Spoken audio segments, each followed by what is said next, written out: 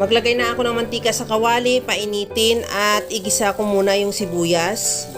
Ihalo lang hanggang sa mag-translucent. Isunod ko na rin yung bawang. The same process lang, ihalo hanggang sa maglabas ng aroma.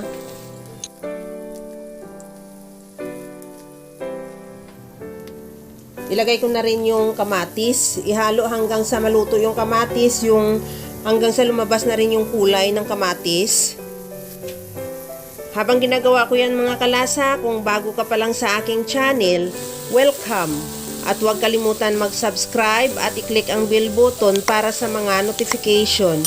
At kung dati ka pa, welcome back at i-follow mo na rin ako sa aking Facebook page, Lasang Pilipina.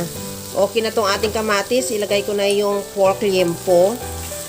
Ihalo lang din hanggang sa mag-iba na rin ang kulay ng karni o ng liempo, hanggang sa maglabas din siya ng sarili niyang mantika.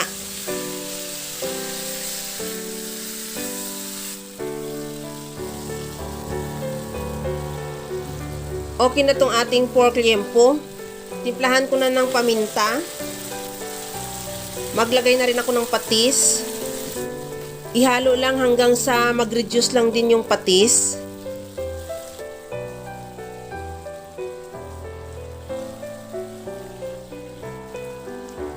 Sa puntong ito, okay na ito. Nag-reduce na rin yung patis. Maglagay na ako ng tubig.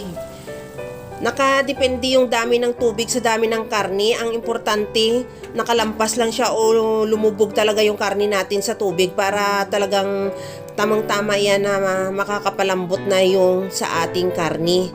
At siguraduhin mo lang din na matanggal yung toast na nakadikit sa kawali at takpan. Isimmer hanggang sa lumambot yung karni. At maglagay na ako ng tamarind powder. Ihalo lang din.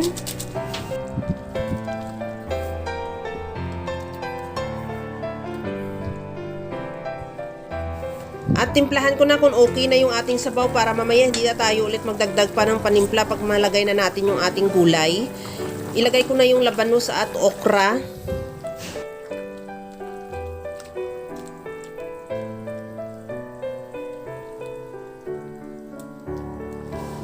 Isunod ko na rin yung sitaw.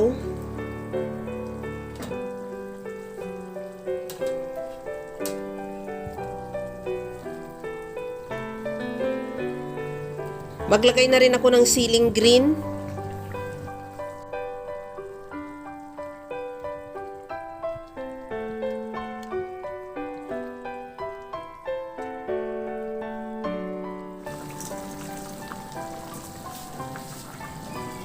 At ilagay ko na rin yung talong.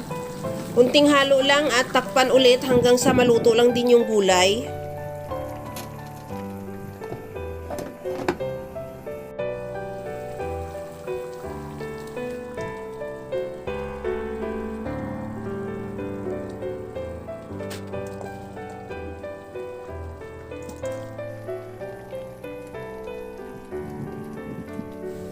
Ilagay ko na rin yung kangkong. Ihalo lang hanggang sa maluto yung kangkong at ready to serve na yan yung ating napakasarap na blockbuster pork liempo or sinigang. Kaya mga kalasa, kung nagustuhan mo yung ating video, please like na lang at pakishare na rin sa inyong mga friends.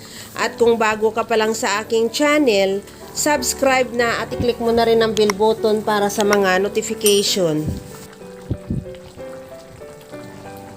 Okay na to mga kalasa yung ating sinigang na pork liempo at ready to serve na. Kaya mga kalasa, alam ko kayang-kaya mo tong gawin dahil sa sobrang simple at napakadali niya lang lutuin. Kagaya lang lagi sa sinasabi ko na wala namang hindi marunong magluto basta sa simpleng paraan lang.